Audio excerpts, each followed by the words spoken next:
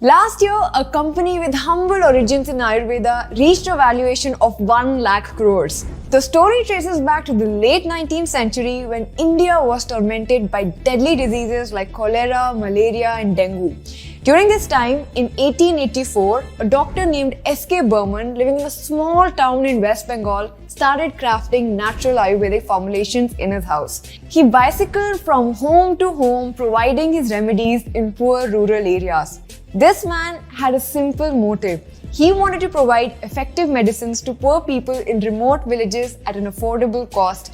And with this simple motive, he wrote history. As the word of Dr. Burman's effective Ayurvedic formulation spread across the villages, so did the demand. In 1896, the Da of Doctor and Burr of Burman from his name merged and the legendary brand Dabour was born.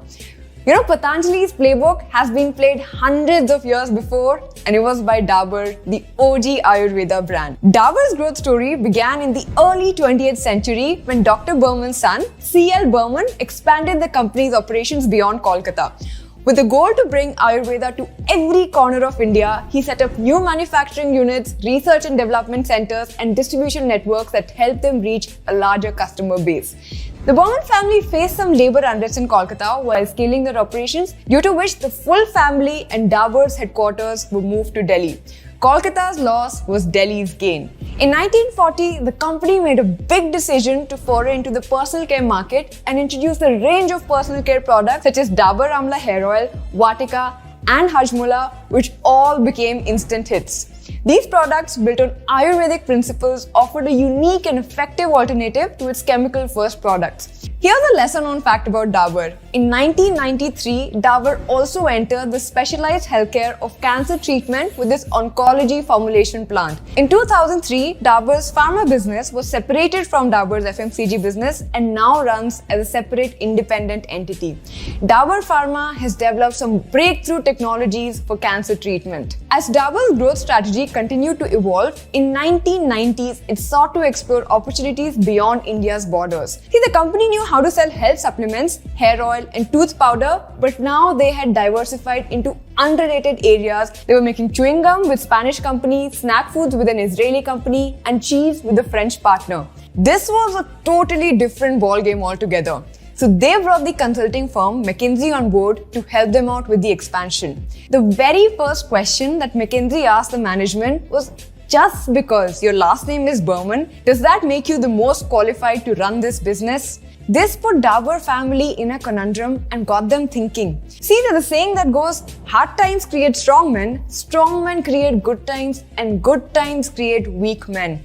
And the fourth generation of the Dabour family, which was now running the business, was born with a silver spoon. They knew they did not have what it takes to run the organization. Recognizing this, they made a groundbreaking decision. Professional, experienced managers would now run Dabour, and no Burman family member would draw salary from the company, but the members would collect their dividends and could build ventures outside of Dabour.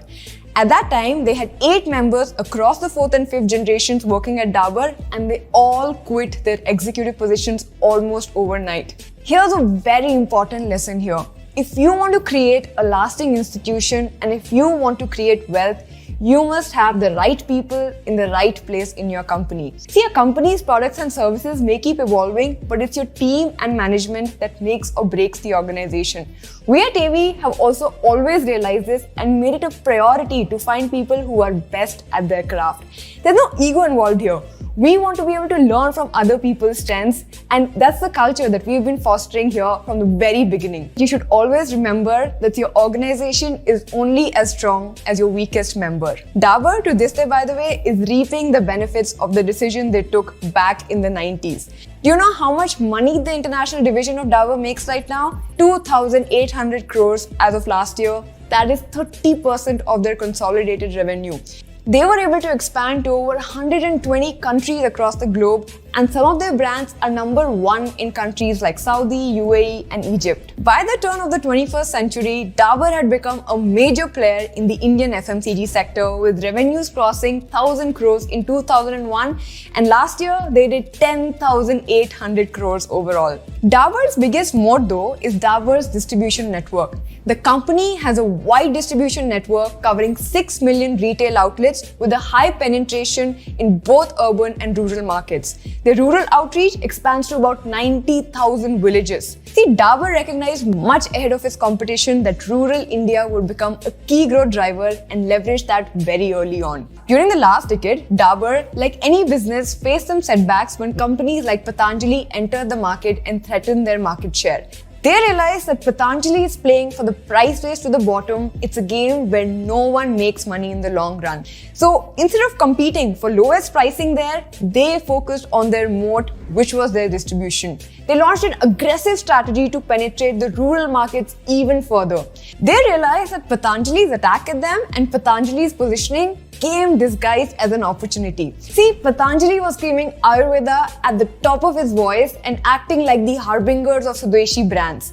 Dabour used this to their benefit and launched an Ayurvedic outreach program where they set up 600 plus rural health camps, got up to 40,000 doctors on board through whom they treated patients and built awareness around Dabur's Ayurvedic offerings. They also hired rural sales promoters to deepen its rural push. This worked very well. And to further capitalize on the white spaces created by Patanjali, Dabour adopted what's called a flanking strategy.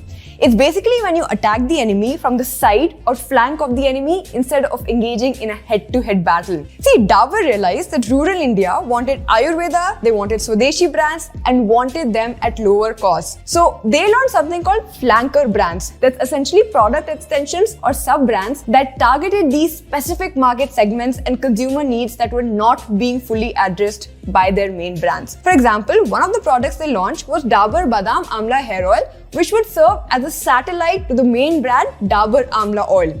Now, through this flanking attack, three things happened. First was Dabour captured a new white space which helped Dabour grow its market share further. Secondly, it did this without cannibalizing the sales of Dabour Amla Hair Oil and while protecting the core brand identity of Dabour Amla. And thirdly, this new flanker brand would also ring-fence their current blockbuster products from future intrusions, basically protecting Dabour Amla from direct competition from Patanjali.